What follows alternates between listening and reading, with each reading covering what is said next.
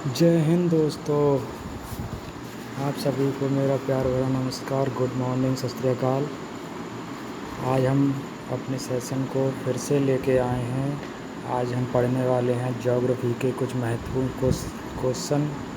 ये सभी पेपर के लिए लाभदायक हैं, चाहे टीजीटी का हो, पीजीटी का हो, जीआईसी का हो। ज्योग्राफी हर पेपर के लिए लाभदायक है। आइए हम इसकी शुरुआत करते हैं। तो शुरुआत करने से पहले दोस्तों इस लिंक को शेयर कर दें और हमारे चैनल को सब्सक्राइब कर लें ताकि हमारे और भाई बहन जुड़ सकें। तो आइए हम शुरुआत करते हैं। पहला क्वेश्चन है, नया सागर नामक पुस्तक किस भूगोल वेता ने लिखी है? Option A Isaiah Bowman, option B Huntington, option C Humboldt, option D Ritter. तो दोस्तों इसका राइट आंसर बताइए। नया सागर नामक पुस्तक भूगोल वेता लिखी है ईसा बोमेन ने। तो दोस्तों इसका राइट आंसर है ईसा बोमेन। आइए क्वेश्चन नंबर 2 की तरफ चलते हैं। क्वेश्चन नंबर 2 है, प्रवाल भित्तियों की उत्पत्ति विषयक अवतरण सिद्धांत के प्रतिपादक थे। प्रवाल भित्तियों की उत्पत्ति के विषयक अवतरण सिद्धांत कौन थे दोस्तों? तो option A Darwin, option B Murray, option C Davis, option D Taylor. तो दोस्तों इसका राइट आंसर है ऑप्शन ए डार्विन। इसका right answer option A Darwin. Question number अगले की तरफ चलते हैं। क्वेश्चन नंबर अगला है तीसरा, इसमें निम्न में से किसे मुक्तामेघों की जननी कहा जाता है? मुक्तामेघों का अर्थात जो मेघ स्वतंत्र होकर घूमते हैं उनको मुक्त मेघ कहा जाता है।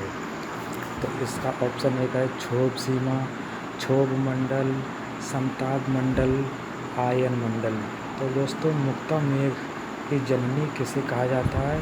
इसे समताप मंडल को कहा जाता है। तो मुक्त मेघ हैं जो ये समताप मंडल में स्वतंत्र होकर घूमते हैं। और क्वेश्चन नंबर अगला क्वेश्चन नंबर है 4,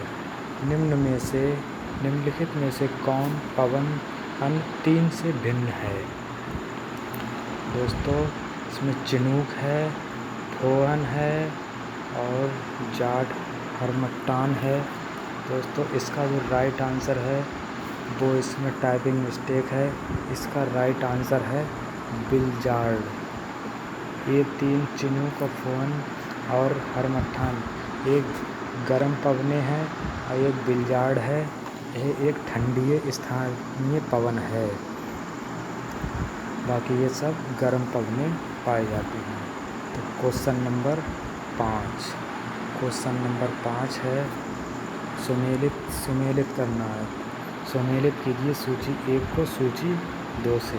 तो सूची 1 कोपेन जलवायु तुल्यांक, सूची 2 जलवायु प्रकार। दोस्तों एक क्वेश्चन टीजीटी पीजीटी के लिए एंड नेट के लिए बहुत ही महत्वपूर्ण है क्योंकि इसमें कोपेन का और क्लाइमेट पूछा जाता है। इसका मिलान करते हैं। स्मॉल एम है जो स्मॉल एम से होता है मानसून। तो इसका आंसर है ग्रीष्मकालीन प्रचंड मानसून।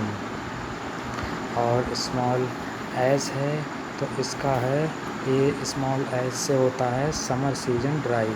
तो समर सीजन ड्राई का राइट ऑप्शन है शुष्क ग्रीन ऋतु। और डब्ल्यू कहते हैं विंटर सर्जन ड्राई। तो विंटर सर्जन ड्राई का ऑप्शन है शुष्क शीत ऋतु। और फाइव से होता है आर्द्र। एक ग्रीष्म होती है जहाँ वर्षा होती है, ये आर्द्र होती है। तो दोस्तों इसका राइट आंसर है 4, 3, 1, 2। तो इसका राइट आंसर है ऑप्शन ए। क्वेश्चन नंबर अगले की तरफ चलते हैं। क्वेश्चन नंबर अगला है 6, निम्न में से कौन सा एक सुमेलित नहीं है? तो इसमें दोस्तों एक तरफ केंद्र शासित प्रदेश हैं, एक तरफ साक्षरता दर है, ये 2011 के अनुसार है। तो एक पहला है ऑप्शन ए लक्षद्वीप है, लक्षद्वीप का 92.28 दोस्तों यह राइट है। और दूसरा है दमन एवं दीप, दमन द्वीप है 87.07, ये भी लगभग सही है। को ऑप्शन 3 है पुदुचेरी, पुदुचेरी का है 86.85, ये भी लगभग ठीक है। ऑप्शन डी का है दोस्तों 88.76, ये गलत है, इसका राइट आंसर डी है। तो ये चंडीगढ़ का जो है ये है 86, तो 86 है, तो इसका राइट आंसर डी है। ये चंडीगढ़ की जो लिंगानुपात है वो 818 है, और जो केरल का सबसे सर्वाधिक साक्षरता जो दर है वो केरल की है, उसमें 1970% है, और सबसे ज़्यादा लिंगानुपात है। तो आइए क्वेश्चन नंबर अगले की तरफ। अगला क्वेश्चन है क्वेश्चन नंबर 7, सिलेरू ऊर्जा संयंत्र संबंधित है। तो ये सिलेरू ऊर्जा संयंत्र ये है कहाँ?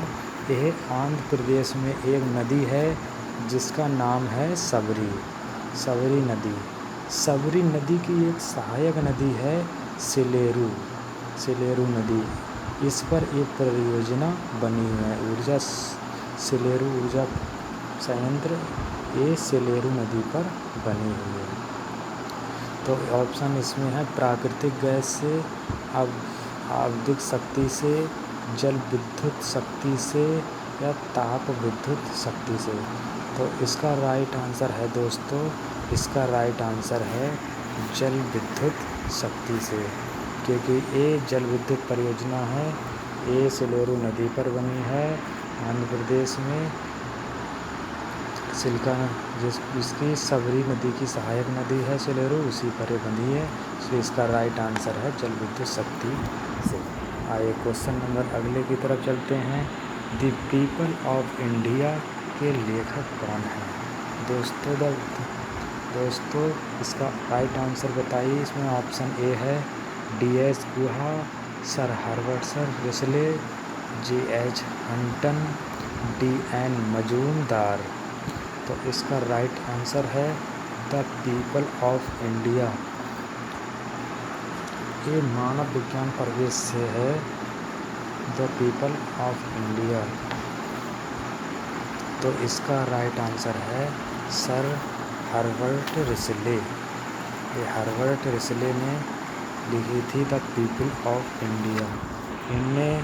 इन्होंने जब बाहर सर्च के लिए निकले थे तो उन्होंने मानव को हर उसमें ढालना देखा, जैसे बरसात हो तो बरसात में भी मानव ढाल लेता हो, वनों में भी रह सकता है। तो इन्होंने इन्हीं को देख के एक किताब लिखी थी द पीपल ऑफ इंडिया। आइए दोस्तों क्वेश्चन नंबर अगले की तरफ चलते हैं। तो अगला क्वेश्चन है द्राक्षा, द्राक्षा कृषि क्या है? तो द्राक्षा कृषि, इसका और भी नाम है दोस्तों, द्राक्षा कृषि को विटीकल्चर भी कहते हैं, और विटीकल्चर को फिर ओरेली कल्चर कहते हैं सब्जी के लिए। तो द्राक्षा कृषि है, इसका राइट आंसर दोस्तों ऑप्शन ए वनों का संरक्षण, ऑप्शन बी अंगूरों का उत्पादन, ऑप्शन सी कृषि का आदिम प्रकार, ऑप्शन डी गन्ने का उत्पादन। तो द्राक्षा कृषि, इसको दोस्तों विटीकल्चर भी कहते हैं। आप लोगों को पता होगा विटीकल्चर किसे कहते हैं, इसकी किसके लिए जाना जाता है? ये अंगूरों के उत्पादन के लिए जाना जाता है। द्राक्षा कृषि और विटीकल्चर ये अंगूरों के उत्पादन के लिए होता है। और दोस्तों मैं आपको बता दूं, जो फल सब्जी का उत्पादन है उसके लिए कहते हैं ओलोरीकल्चर, और जो बागवानी कृषि होती है उसको कहते हैं हार्टिकल्चर, और जो रेशम कीट पालन होता है उसको कहते हैं सेरीकल्चर। दोस्तों इनको याद करने की बहुत ज़रूरी है, क्योंकि ये क्वेश्चन इम्पोर्टेंट हैं, ये आते रहते हैं। इनमें एक तो ज़रूरी पूछा जाता है, अंगूरों की पूछ लिया जाता है, या फलों का पूछ लिया जाता है, या रेशम का पूछ लिया जाता है, या बागवानी का भी पूछ लिया जाता है। तो ये क्वेश्चन नंबर अगले की तरफ चलते हैं। कॉस्मॉस किसने लिखा था? दोस्तों कॉस्मॉस एक बुक है, एक किसने लिखी है? एक ऑप्शन एक हमबोल्ट ने, ऑप्शन बी रेडजेल ने, ऑप्शन सी रिटर ने, ऑप्शन डी हंटिंगटन ने। तो इसका राइट आंसर है दोस्तों कॉस्मॉस किसने लिखा है, बताइए इसका राइट आंसर क्या है दोस्तों। तो मैं बता देता हूँ, इसका राइट आंसर है दोस्तों हमबोल्ट। कॉस्मॉस हमबोल्ट ने लिखी है। तो आइए क्वेश्चन नंबर अगले की तरफ चलते हैं। क्वेश्चन नंबर अगला है, पारिस्थितिकी तंत्र शब्दावली का प्रयोग किसके द्वारा प्रस्तावित किया गया था? तो ऑप्शन एक है क्रिस्टमैन, ऑप्शन बी है एल्टन, ऑप्शन सी है ओडम, ऑप्शन डी है ट्रांसले। तो पारिस्थितिकी तंत्र शब्दावली का प्रयोग सबसे पहले किसके द्वारा प्रस्तावित किया गया था? इसका राइट आंसर बताइए दोस्तों, एक कब किया गया था? तो पारिस्थितिकी तंत्र शब्दावली का सर्वप्रथम प्रयोग ट्रांसले ने दिया था। तो इसका राइट आंसर है डी। ये ट्रांसले हैं, इन्होंने 1835 में दिया था। पारिस्थितिकी तंत्र को इकोसिस्टम भी इंग्लिश में कहते हैं। ये क्वेश्चन महत्वपूर्ण क्वेश्चन है दोस्तों, एक पिछली बार पीजीटी में आया हुआ भी है। आइए क्वेश्चन नंबर अगले की तरफ चलते हैं। क्वेश्चन नंबर अगला है, चीन की 90% मिट्टी है। चीन की 90% मिट्टी कैसी है? ऑप्शन ए जड़ोल है, पेडाल्फर है, लोयस है, या लोयस एवं जड़ोल है। तो दोस्तों इसका राइट आंसर बताइए। तो चीन की 90% मिट्टी कैसी पाई जाती है? तो चीन की 90% मिट्टी लोयस एवं जड़ोल पाई जाती है। तो आइए क्वेश्चन नंबर अगले की तरफ चलते हैं। क्वेश्चन नंबर अगला 13, भूगोल एक क्षेत्र वर्णनी विज्ञान है। ये कथन है हंटिंगटन का, बी ब्लूस का, सी हेटनर का, डी रिटर का। तो भूगोल एक क्षेत्र वर्णनी विज्ञान है, एक किसने कहा था? तो इसका दोस्तों राइट आंसर है ऑप्शन सी, ये हेटनर ने कहा था कि भूगोल एक क्षेत्र वर्णनी विज्ञान है। तो आइए क्वेश्चन नंबर अगले की तरफ चलते हैं। क्वेश्चन अगला 14। तो 14 क्वेश्चन क्या कहता है, निम्नलिखित में से कौन शाकाहारी घटक है? इसमें शाकाहारी घटक कौन है? ऑप्शन ए शेर, ऑप्शन बी हिरन, option C palm, option D मेंढक। दोस्तों शेर में मिस्टेक है, इसमें एक पाई इसमें नहीं लगी हुई है। तो इसका शाकाहारी घटक कौन सा है दोस्तों? शाकाहारी घटक वह होता है जो मांस का प्रयोग बिल्कुल ना करें, जैसे कि इस कौन सा है इसमें? इसका राइट आंसर है हिरन। हिरन शाकाहारी है। उसके बाद शेर, बाघ, मेढक भी दोस्तों मेढक भी मांसाहारी में होता है। इसका राइट आंसर है हिरन। क्वेश्चन नंबर अगले की तरफ चलते हैं दोस्तों। क्वेश्चन नंबर अगला है, विश्व में ऊर्जा संकट का समाधान क्या है? विश्व में ऊर्जा संकट का समाधान क्या है दोस्तों? ए पहले ऑप्शन ए वैकल्पिक ऊर्जा, ऑप्शन बी ऊर्जा कटौती, option C petroleum, option D कोयला। तो ऊर्जा संकट का समाधान क्या है? तो इसका राइट आंसर दोस्तों, इसका राइट आंसर है वैकल्पिक ऊर्जा। एक वैकल्पिक ऊर्जा है, विश्व में जो ऊर्जा का समाधान सबसे वैकल्पिक ऊर्जा है। तो आइए क्वेश्चन नंबर अगले की तरफ चलते हैं दोस्तों। क्वेश्चन नंबर अगला है 16। इसमें प्रमुख नगर की अवधारणा किसने प्रतिपादित की थी? प्रमुख नगर की अवधारणा किसने प्रतिपादित की थी?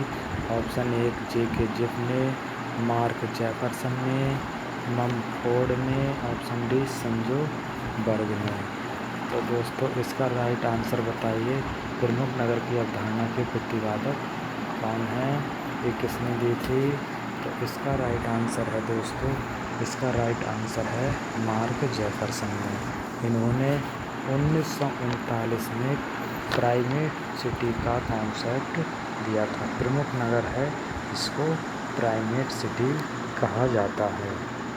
तो हमको अगले क्वेश्चन की तरफ चलते हैं। अगला क्वेश्चन 17 एक क्षेत्रीय विभेदन की संकल्पना को कहा जाता है। तो क्षेत्रीय विभेदन की संकल्पना को क्या कहा जाता है? ऑप्शन ए है अपवादवाद, ऑप्शन बी है जीव भूमि विस्तार, ऑप्शन सी है क्रमबद्ध भूगोल, ऑप्शन डी है प्रादेशिकतावाद। तो क्षेत्रीय विभेदन की संकल्पना को क्या कहा जाता है? तो ये क्षेत्रीय विभेदन संकल्पना है, एक किसके द्वारा दिया गया दोस्तों? ये दिया गया है हेकेटियस के द्वारा। तो क्षेत्रीय विभेदन की संकल्पना को क्या कहा जाता है? तो इसका राइट आंसर है दोस्तों जीव भूमि विस्तार। जीव भू विस्तार क्षेत्रीय विभेदन की संकल्पना को जीव भू विस्तार कहा जाता है। क्वेश्चन नंबर अगले की तरफ चलते हैं। तो क्वेश्चन नंबर अगला है 18 किन वनों को पृथ्वी का फेफड़ा कहा जाता है? पृथ्वी का फेफड़ा कहा जाता है। ऑप्शन ए उष्णकटिबंधीय वर्षा वाले वन, ऑप्शन बी भूमध्य सागरीय, ऑप्शन सी मानसूनी, ऑप्शन डी कोणधारी। तो जो पृथ्वी का फेफड़े का मतलब होता है जो पृथ्वी पर घने वन पाए जाते हैं, वो पृथ्वी पे आर्द्र बहुत घने ही वन होते हैं, जो उनको फेफड़ा कहा जाता है। तो दोस्तों इसका राइट आंसर है ऑप्शन ए उष्णकटिबंधीय वर्षा वाले वन। उष्णकटिबंधीय वर्षा वाले जो वन होते हैं ये बहुत ही घने होते हैं, इसीलिए इनको पृथ्वी का फेफड़ा कहा जाता है। ये उत्तराखंड में भी पाए जाते हैं और पहाड़ों पर भी पाए जाते हैं। तो आइए क्वेश्चन नंबर अगले की तरफ चलते हैं। तो क्वेश्चन नंबर अगला है 19। क्वेश्चन नंबर 19 में क्या है? महाद्वीपीय विस्थापन सिद्धांत प्रतिपादक किया था। महाद्वीपीय विस्थापन सिद्धांत किसके द्वारा प्रतिपादित किया गया था? ऑप्शन ए वेगनर के द्वारा, ऑप्शन बी डेली के द्वारा, ऑप्शन सी जाली के द्वारा, ऑप्शन डी होम्स के द्वारा। तो महाद्वीपीय विस्थापन जो सिद्धांत है तो ये किसके द्वारा दिया गया था? ए दिया गया था ऑप्शन ए वेगनर के द्वारा। इन्होंने बताया था जो पृथ्वी थी ये पहले पैंजिया थी, पैंजिया के रूप में जाया जाता था। ये पैंजिया थी, इसको पैंजिया कहते थे, और ये बाहर है इसको पैंथालासा कहते थे। तो ये पैंथालासा जब टूटा था तो ये महासागरों में बदला था, और ये पैंजिया का जब विखंडन हुआ तो ये 2 भागों में हुआ था। तो उत्तर में इसे अंगारा लैंड कहते हैं, अंगारा लैंड को लॉरेशिया भी कहा जाता है, और जो दक्षिण में है इसे गोंडवाना लैंड कहते हैं। तो इन्होंने वेगनर ने दिया था ये 1912 में। तो आगे क्वेश्चन नंबर अगले की तरफ चलते हैं। क्वेश्चन नंबर अगला है 20 पिट्सबर्ग औद्योगिक प्रदेश किस देश में अवस्थित है? जो पिट्सबर्ग औद्योगिक प्रदेश हैं इनमें किस देश में अवस्थित हैं? ऑप्शन ए रूस में, ऑप्शन बी संयुक्त राज्य अमेरिका में, ऑप्शन सी ग्रेट ब्रिटेन में, ऑप्शन डी पश्चिमी यूरोप में। तो दोस्तों इसका राइट आंसर बताइए। जो पिट्सबर्ग औद्योगिक प्रदेश हैं ये कहाँ अवस्थित हैं? ये है संयुक्त राज्य अमेरिका में। इसका राइट आंसर है बी। ये पिट्सबर्ग औद्योगिक प्रदेश संयुक्त राज्य अमेरिका में स्थित है। दोस्तों यहाँ पे एक मिस्टेक हो जाती है, एक पिट्सबर्ग पूछा जाए तो संयुक्त राज्य अमेरिका लगाना, और अगर सेंट पिट्सबर्ग बोला जाए खाली पिट्सबर्ग बोला जाए तो संयुक्त राज्य अमेरिका, और सेंट पीटर्सबर्ग बोला जाए तो रूस होगा। इसमें मिस्टेक हो जाती है दोस्तों, तो इसका राइट आंसर है संयुक्त राज्य अमेरिका, क्योंकि ये सिर्फ पिट्सबर्ग ध्रुव प्रदेश है। सेंट हो तो रूस। तो आइए क्वेश्चन नंबर अगले की तरफ चलते हैं। अगला क्वेश्चन है हमारा 21। तो 21 क्वेश्चन है एकांकी ग्रामीण बस्तियाँ पाई जाती हैं। तो एकांकी ग्रामीण बस्तियाँ कहाँ पाई जाती हैं? ऑप्शन ए सह्याद्री के उच्च भागों में, ऑप्शन बी रायलसीमा प्रदेश में, ऑप्शन सी बघेलखंड में, ऑप्शन डी महाराष्ट्र का लावा पठार में। तो एकांकी बस्तियाँ दोस्तों, ये एकांकी बस्तियाँ होती क्या हैं? एकांकी बस्तियाँ वे होती हैं जो अलग अलग जगहों पे घर बने हुए होते हैं, एक कहीं पे एक कहीं पे, ये अलग अलग बस्तियाँ होती हैं, इनको एकांकी बस्तियाँ कहा जाता है। तो एकांकी बस्तियाँ कहाँ पाई जाती हैं? ये सह्याद्री के उच्च भागों में पाई जाती हैं। तो ये भारत है, भारत का जो पश्चिमी तट है उसको सह्याद्री कहा जाता है, जो राजस्थान में है। यहीं पर ये एकांकी बस्तियाँ पाई जाती हैं। अब क्वेश्चन नंबर अगले की तरफ चलते हैं। अगला क्वेश्चन है बुशमैन होर्टाइन प्रजाति संबंधित है। तो बुशमैन प्रजाति किससे संबंधित है? होर्टाइन प्रजाति। ये बुशमैन होते हैं, इन्हें होटेनटाइट भी कहते हैं। ये बुशमैन कैसे होते हैं? काले होते हैं। तो इनका ऑप्शन है निग्रो प्रजाति, कॉकेसॉइड प्रजाति, मंगोलाइड प्रजाति, ऑस्ट्रेलाइड प्रजाति।